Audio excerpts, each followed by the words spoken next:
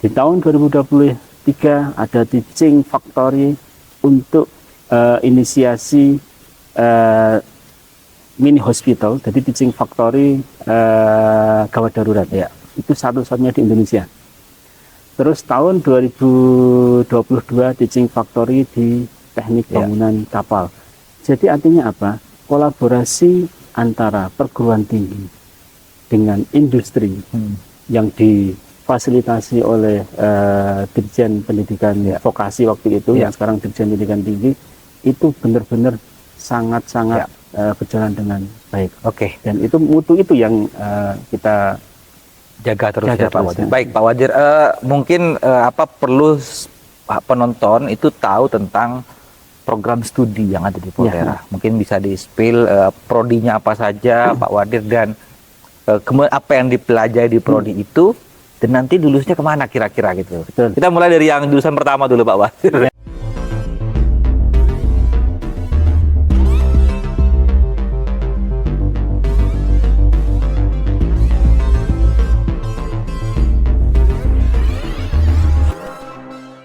Kita mulai dari yang jurusan pertama dulu Pak Wadhir. Yang mulai dari jurusan elektro ya.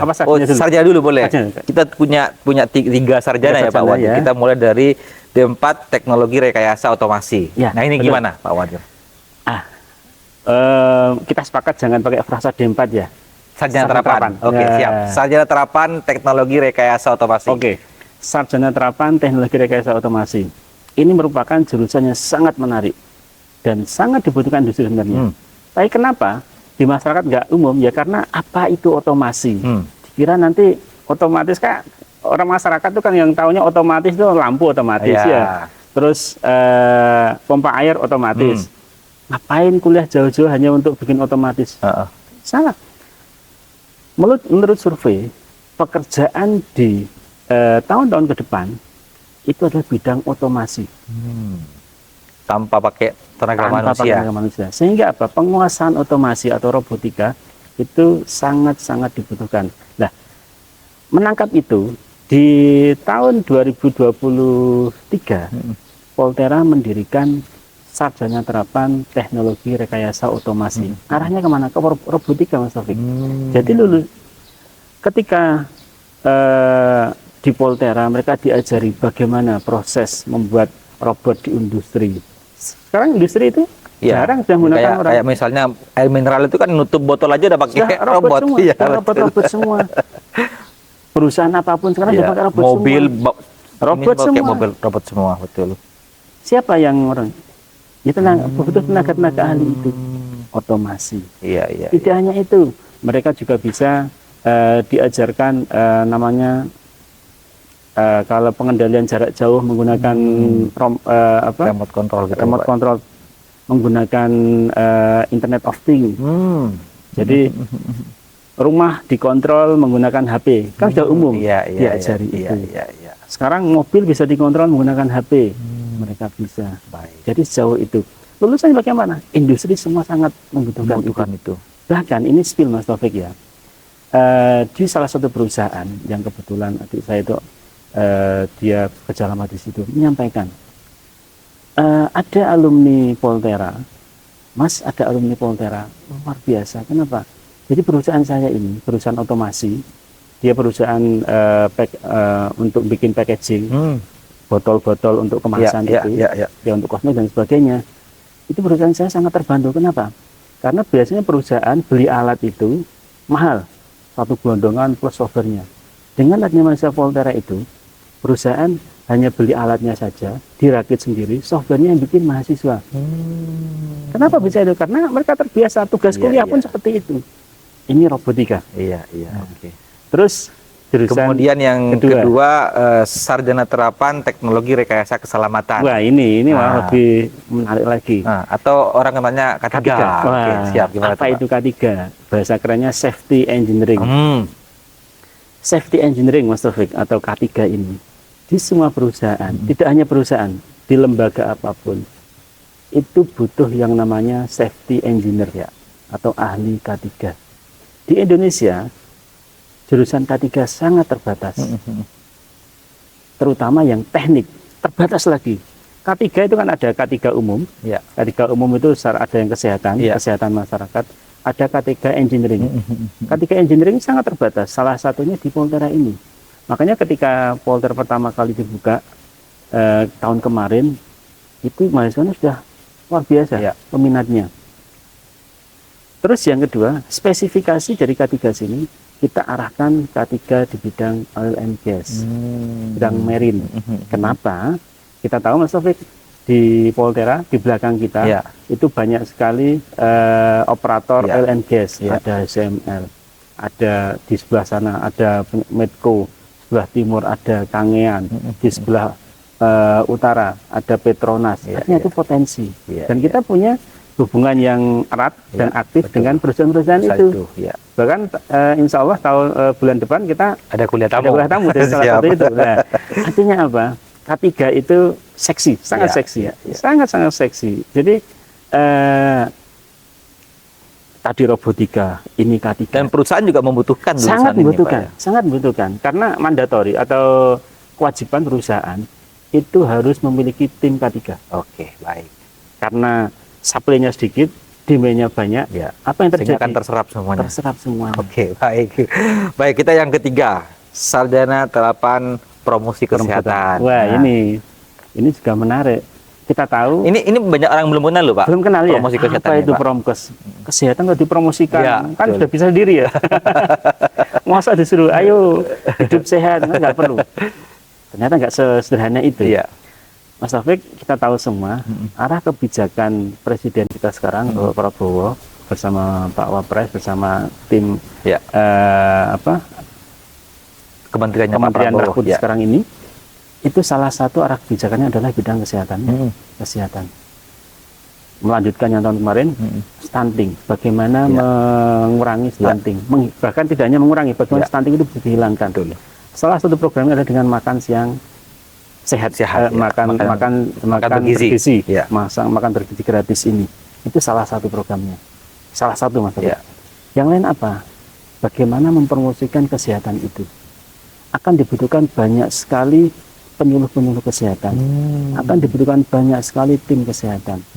Di perusahaan pun akan butuh itu. Di industri. Termasuk rumah sakit. Termasuk rumah sakit. Sekarang identik ketika di rumah sakit ya dokter, kalau enggak perawat, kalau enggak bidan. Tapi dibutuhkan satu peran. Bagaimana menyuruh orang itu agar hidup sehat? Bagaimana standar kesehatan seperti apa? Itu ada tim sendiri. Berarti ini lebih kepada nanti PR di bidang kesehatan gitu, Pak, ya? Betul. Oh, gitu. Jadi bagaimana Indonesia mau sehat kalau nggak ada orang yang mengurusi itu? Iya, betul. Tidak kalau dokter, terus perawat, bidan itu fokusnya udah khusus, kuratif kan? Iya, betul. Ada kasus diobati, terus betul. Apakah akan terus gitu terus? Iya. Harus ada upaya pencegahan. Upaya pencegahan. Sekarang kita tahu yang akan jadi bola salju ke depan itu anak-anak muda banyak kena diabetes. Karena pola hidup yang salah. Sekarang di mana-mana banyak. Betul. Minuman-minuman yang instan itu. Sehingga kemudian cara untuk kemudian mempromosikan kesehatan itu ya nanti bisa masuk ke semua kalangan. Makanya ada promosi kesehatan. Makanya dia ketika kuliah itu diajar apa, bagaimana bikin promosi yang menarik, bagaimana broadcasting yang bagus untuk kesehatan. Tetap dia diajari bagaimana ilmu-ilmu kesehatan. Dia nanti juga akan praktek di rumah sakit, akan praktek di rumah. Tapi apa? Lebih pada bagaimana preventif kesehatan yang baik. Baik, itu 3 sarjana terapan yang dimiliki oleh Poltera. Kemudian kita ke diploma 3. Ada teknik listrik industri, Pak. Gimana, Pak? Apa diajari di teknik listrik industri? Kemudian peluang kerja seperti apa? Teknik listrik industri diploma 3 ini jadi ada 3 jurusan pionir di Poltera. Salah satunya teknik listrik. Nanti juga dia apa masih dipertahankan diploma 3. Tolong dijawab ini, Pak. Orang kan masih ngapain diploma 3? Kan sudah ada terapan. Kenapa nggak dikonversi aja? Ternyata Mas Taufik, survei yang dilakukan oleh banyak kalangan di dunia industri, lulusan diploma 3 masih sangat dibutuhkan. Kenapa? Nah, ini menarik. Kenapa? Lulusan diploma 3 itu secara praktis teknis dia sudah siap. Kuliah sebentar langsung kerja. Memang levelnya ketika di dunia industri juga berbeda dengan yang satunya terapan. Tapi dia sudah siap kerja. Iya.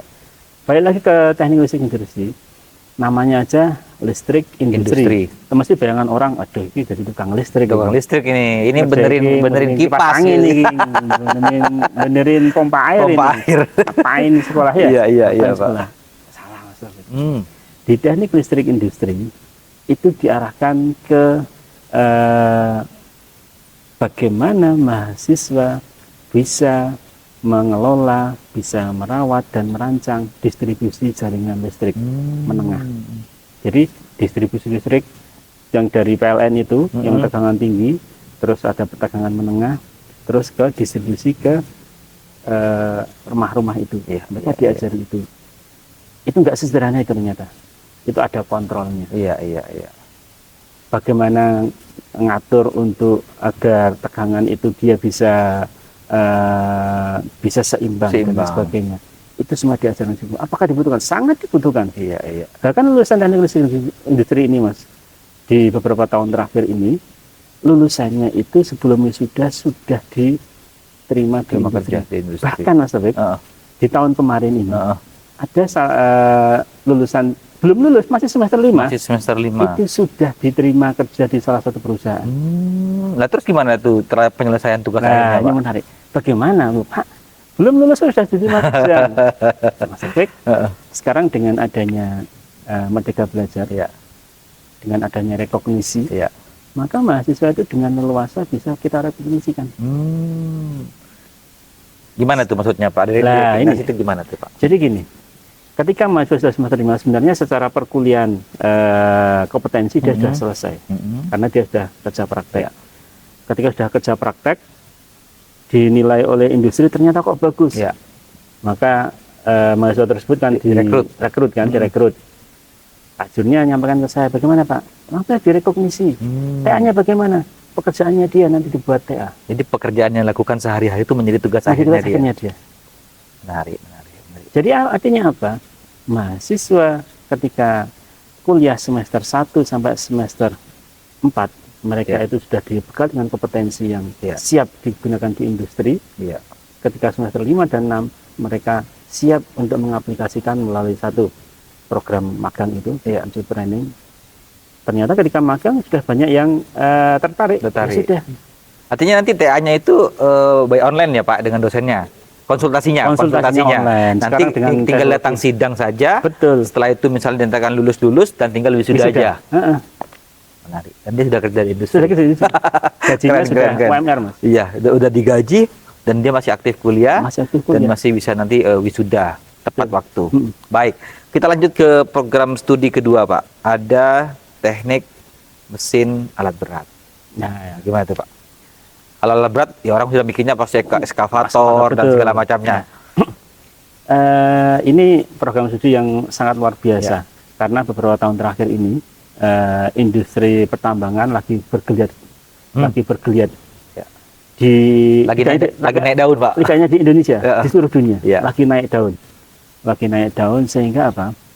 Kebutuhan tenaga engineer di bidang alat berat itu sangat tinggi. Sangat tinggi, tingginya pakai sangat. Tingginya pakai sangat. Dan tidak banyak kemudian kampus yang memiliki program studi alat berat. Tidak banyak kampus yang memiliki alat berat. Dan alat berat ini, Mas Taufik, itu tahun kemarin, alhamdulillah akreditasi sudah unggul. Unggul itu A. Siap. Artinya apa? Secara kompetensi dan secara standar pembelajaran sudah diakui oleh BAN PT. Kedua, lulusannya sudah pasti terserap industri. Yang ketiga, tidak banyak perguruan tinggi yang memiliki prodi ini. Artinya apa? Ini perguruan tinggi jurusan yang sangat seksi. Kalau tadi TL itu seksi juga. Dia akreditasinya juga kemarin sudah baik sekali. Itu baik sekalinya nilainya sudah gemuk sebenarnya. Itu tinggal sedikit aja dia sudah unggul. Kalau alat beratnya alhamdulillah kemarin sudah unggul. Jadi alat berat ini 1 sudah unggul, 2 lagi naik daunnya sekarang dunia pertambangan. Tidak hanya pertambangan, Mas Taufik. Sekarang dunia konstruksi kan lagi gencar-gencarnya. Alat berat semua yang digunakan sekarang. Yang digunakan apa? Alat berat. Yang engineer-nya dibutuhkan. Engineer dibutuhkan. Di lapangan Mas Taufik, ketika saya survei di teman-teman itu, memang banyak teknisi yang paham alat berat, tapi teknisi yang memiliki kompetensi yang teredukasi, yang diakui, itu enggak banyak. Betul. Adanya di mana? Salah satunya di Poltera ini. Baik Pak Wadir. Ini 2 program studi sudah disampaikan. Kemudian yang ketiga ada Diploma 3 Teknik Bangunan Kapal. Nah, ini apa ini Pak Wadir? Bangunan kapal. Nah, orang mikirnya ini buat kapal ya gitu. Iya, bangun kapal. Atau bahkan ketika saya pernah survei bidik misi itu ditanya, "Loh Pak, nanti anak saya ini ikut berlayar." Kan kapal ini berlayar. Orang Madura. Iya. Emang apa sebenarnya Pak yang diajarkan di teknik bangunan kapal itu apa? Ini kompetensi yang disiapkan gitu Pak. Kita tahu Mas Taufik, Indonesia itu adalah negara maritim. Ya, betul. Kita negara kepulauan. Untuk konektivitas antara pulau yang paling memungkinkan adalah apa? Kapal. Dulu zaman Pak Habibie merintis adanya pesawat perintis, ternyata mahal. Akhirnya kapal terjadi pilihan yang paling utama saat ini. Bangunan kapal itu sesuai dengan namanya, kalau bahasa Inggrisnya shipbuilding. Memang bangun kapal Mas Taufik. Apakah mahasiswa diajari bangun kapal kok kayaknya berat gitu ya? Jadi di bangunan kapal itu mahasiswa diajari mulai dari bagaimana merancang sebuah kapal. Gambar desain kapal, ngitung kebutuhan konstruksinya. Terus ketika sudah kapal jadi, bagaimana kapal beroperasi. Terus ketika kapal beroperasi itu kayak kendaraan darat, dia kan harus di maintenance, perbaikan Pak ya, memperbaiki kapal. Terus tugasnya apa? Mereka bisa ilmu itu semua nanti ketika di lapangan mereka bisa itu sebagai marine surveyor, bisa mensurvei, oh kapal ini perlu perbaikan ini, atau ketika pas perbaikan mereka jadi supervisornya. Di sini mereka diajarkan itu.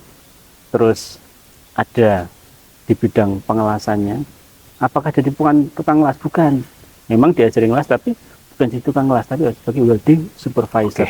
Jadi ketika kita tahu banyak orang ngelas yang baik itu kan ketika dia ada standarnya. Tidak sekedar ngelas saja, tidak sekedar nempel, tapi ada standarnya. Ukuran kekuatannya, bagaimana cara pengujiannya, bagaimana bikin laporan pekerjaannya. Itu semua lah. Lulusannya kemana emangnya Pak? Lulusan ini TBK ini sangat menarik Mas Taufik. Di wisudawan kemarin TBK ini lulusannya paling banyak terserap industri sebelum wisuda. Sebelum wisuda malah paling banyak diserap industri. Paling banyak. Emang kerjanya di mana Pak kalau bangunan kapal itu Pak? Di mana pekerjaannya?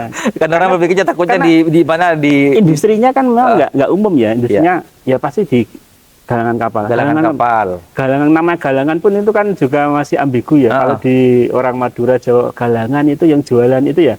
Jualan alat bangunan ya. Bangunan. Galangan kapal itu pabrik kapal. Bahasa gampangannya di pabrik kapal, namanya shipyard atau galangan kapal. Jadi apa? Rata-rata mereka itu bekerja supervisor itu. Apa supervisor itu Pak? Biar yang nggak paham bisa paham. Supervisor itu gini. Jadi misalkan ada pekerjaan pembangunan kapal, di situ ada tukang lasnya. Tukang lasnya itu? Tukang lasnya itu kan perlu diperiksa pekerjaannya. Kapal itu kan panjangnya ratusan meter, misalnya 100 meter, yang mengerjakan sekian ratus tukang las. Itu kan harus diperiksa rutin. Oh hasilnya ini mau enggak? Oh ini harus ada perbaikan. Itu supervisor tuh Pak? Supervisor. Jadi alumni Poltera yang jurusan kapal itu bukan yang bagian pekerja ngelas-ngelas itu bukan Pak? Oh dia bagian cek ini pekerjaannya benar apa enggak? Apa perlu dikoreksi gitu ya Pak? Betul. Itu memeriksa hasil pekerjaan di lapangan. Kemudian dilaporkan nanti dirapatkan apa yang harus diperbaiki lagi. iya, ini penting Pak, karena orang masih kemudian berpikir kemudian dikira kemudian lulusan kapal itu ketika kerja di industri dia bagian yang kemudian tukang melasnya itu gitu. Bukan. Terus yang kedua, iya. Di industri perkapalan dan tidak hanya perkapalan saja, ketika kapal itu selesai beroperasi, maka dia perlu diperiksa. Meriksa kapal ketika harus dilakukan perbaikan. Iya. Ada namanya perusahaan inspeksi. Ada. Perusahaannya apa? Dia bagian meriksa itu. Kerusakannya ini. Kerusakannya ini. Kerjanya sebagai inspektor. Iya, luar biasa ya. Ada supervisor, ada inspektor. Oke, baik Pak. Itu jurusan. Ada lagi Pak? Dan dia Pak, akreditasinya ini baik sekali. Gemuk. Insya Allah ini tahun 2025 ini siap untuk unggul. Oke, karena siap. Kemarin ketika sudah di self assessment sudah nilai internal itu insya Allah unggul. Bismillah. Semoga unggul. Tahun ini program studi yang sedang proses akreditasi bisa unggul. Ya. Baik, kita lanjut prodi terakhir Pak Wadhir, yaitu Diploma 3 Keperawatan. Nah, ini sebenarnya tanpa dijelaskan udah peminatnya banyak. Indonesia itu dikatakan supply untuk keperawatan tinggi itu hanya di Jawa. Tapi di luar Jawa masih sangat kurang. Iya. Bahkan uniknya Pak, lulusan Poltera itu yang saya baca dari beberapa berita itu, bahkan di media sosial itu juga lulusan dari keperawatan Poltera juga banyak kemudian yang bekerja di rumah sakit luar negeri. Betul. Jadi karena kebutuhan perawat di luar negeri itu sangat tinggi di Timur Tengah. Kan ada alumni Poltera yang bekerja di rumah sakit di Timur Tengah, ada 7 ada berapa gitu ya. Terus di Asia Timur Mas Taufik. Asia Timur sekarang kita tahu bahwa di Asia Timur sekarang lagi dilanda orang itu tidak mau nikah. Akhirnya tingkat kelahiran sangat rendah. Orang tua semakin banyak. Siapa yang merawat? Dia butuh perawat. Baik, butuh perawat. Jadi akan diarahkan ke sana. Jadi perawat ini masih menjadi pilihan yang seksi Pak ya. Jadi dan Poltera juga menyiapkan bagi lulusannya untuk kemudian tempat bekerja. Jadi kalau di perawatan itu kan sudah standarnya sudah tinggi ya, karena dia sudah ada PKK, standarnya sudah diatur oleh asosiasi. Jadi artinya sudah running well lah, sudah nggak perlu diragukan lagi.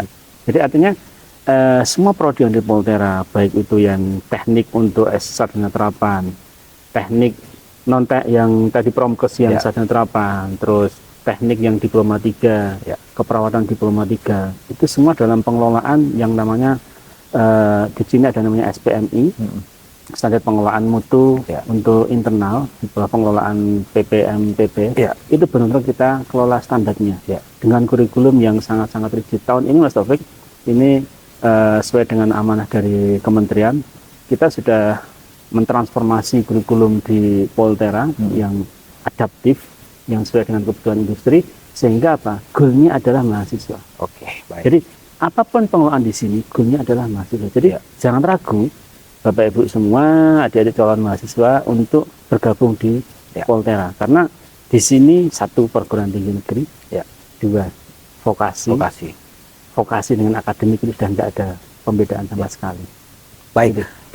Terakhir Pak Wadhir, tadi menarik bahwa lulusan Poltera itu ketika lulus itu tidak hanya kemudian mendapatkan ijazah, tapi juga mendapatkan sertifikat kompetensi. Betul. Bisa jelaskan singkat saja terkait itu Pak Wadhir? Ya. Jadi sebenarnya mandatori yang diamanahkan oleh kementerian, selain dapat ijazah, mahasiswa harus dapat namanya SKPI. Surat keterangan pendamping ijazah. SKPI itu ada turunannya juga.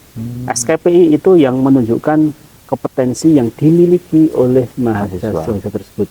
Nah, kompetensi yang dimiliki itu harus dibuktikan dengan sertifikat kompetensi. Di Poltera ini sekarang sudah punya yang namanya LSP, Lembaga Sertifikasi Kompetensi di bawah DNSP, Badan Nasional Sertifikasi Profesi. Itu di bawah Presiden ya. Jadi kompetensi-kompetensi yang dimiliki oleh masing-masing prodi, semua prodi tidak terkecuali, itu nanti lulusannya akan terkualifikasi, tersertifikasi oleh LSP Volterra yang diakui oleh BNSP. Baik. Jadi mereka selain dapat ijazah, dapat sertifikat kompetensi dari BNSP. Logonya Garuda. Oke, keren ya. Artinya ketika mereka mau kerja di industri manapun, mereka sudah siap dengan sertifikat kompetensi yang mereka miliki, bahwa mereka memang punya keahlian. Keahlian dan diakui. Jadi tidak hanya sekedar ahli, tapi diakui. Tidak hanya sekedar ijazah dan transkrip IP kamu 3,5. Buktinya apa? Saya ahli. Dibuktikan apa? Dengan sertifikat kompetensi. Baik, Pak Wadir. Terima kasih Pak Wadir. Mungkin paling terakhir ini kita butuh spill. Karena pasti ini setelah mendengar banyak tadi apa yang disampaikan oleh Pak Wadir, orang tua atau siswa tertarik untuk masuk ke Volterra. Ini jalur apa aja saja yang dibuka oleh Volterra, Pak Wadir? Tahun 2025 ini jalur penerimaan mahasiswa baru tidak berbeda dengan 2 tahun sebelumnya, karena permainnya juga masih tetap. Jadi jalur penerimaannya pertama SNBP, seleksi nasional berdasarkan prestasi atau raport atau prestasi lainnya. Nanti unggahnya di nasional, insya Allah semua sudah paham itu. Terus yang kedua SNBT, seleksi nasional berdasarkan tes atau UTBK. Nanti setelah SNBP ada SNBT. Terus yang ketiga ada jalur mandiri. Mandiri di Volterra ada beberapa, Mas Taufik. Ada mandiri prestasi dengan prestasi yang dimiliki. Ada mandiri konsorsium. Jadi nanti konsorsium itu mandiri yang dilaksanakan bersama perguruan tinggi politeknik seluruh Indonesia. Perguruan tinggi politeknik seluruh Indonesia bersama-sama. Terus yang ketiga mandiri umum Volterra. Jadi di SNBP ini Bapak Ibu semua silahkan nanti anak-anaknya atau adik-adik yang sudah dinyatakan eligible di sekolahnya masing-masing, silahkan mengupload, mendaftar, dan salah satu pilihannya adalah Volterra. Kenapa Volterra menjadi satu pilihan? Tadi saya sampaikan, Volterra memiliki banyak keunggulan, Volterra memiliki banyak kekhasan. Jadi satu, peluangnya sangat tinggi untuk diterima di Volterra, lulusannya juga sangat tinggi diterima di industri. Ini lebih baik Pak Wadir bisa sampaikan langsung kepada penonton, ajakan dan meyakinkan orang tua siswa kenapa kemudian harus memilih Volterra. Monggo Pak Wadir.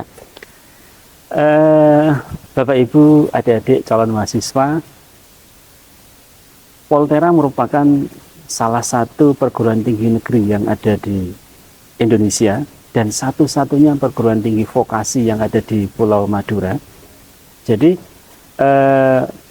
Volterra menjadi salah satu pilihan yang paling bagus bagi adik-adik semua untuk bergabung melanjutkan pendidikan yang lebih tinggi, karena lulusan Volterra akan memiliki kompetensi yang luar biasa dan diakui oleh lembaga sertifikasi kompetensi. Jadi selain lulusannya akan mendapatkan ijazah, transkrip, serta sertifikat pendamping ijazah, kompetensinya juga akan diakui oleh Badan Nasional Sertifikasi Profesi atau BNSP, dan itu diakui oleh industri, sehingga lulusannya cepat terserap oleh industri. Fakta menunjukkan di beberapa tahun terakhir ini lulusan Volterra sebelum wisuda itu sudah banyak diterima di industri, sehingga jangan khawatir dan jangan ragu untuk bergabung di Politeknik Negeri Madura. Politeknik Negeri Madura tidak hanya mencetak mahasiswa dengan ijazah, tapi mencetak mahasiswa yang siap kerja. Baik, terima kasih Pak Wadir, luar biasa. Hari ini banyak kemudian informasi yang bisa kita dapat, informasi yang bisa kita sampaikan ke penonton tentang universitas dan politeknik, kemudian tentang politeknik itu sendiri, bahkan tadi tentang keunggulan-keunggulan yang ada di Politeknik di Madura. Terima kasih Pak Wadir, tetap semangat. Ilmi anak bangsa. Demi anak bangsa. Semoga sehat selalu dan sampai jumpa di podcast berikutnya. Terima kasih. Assalamualaikum warahmatullahi wabarakatuh. Terima kasih Pak Wadir.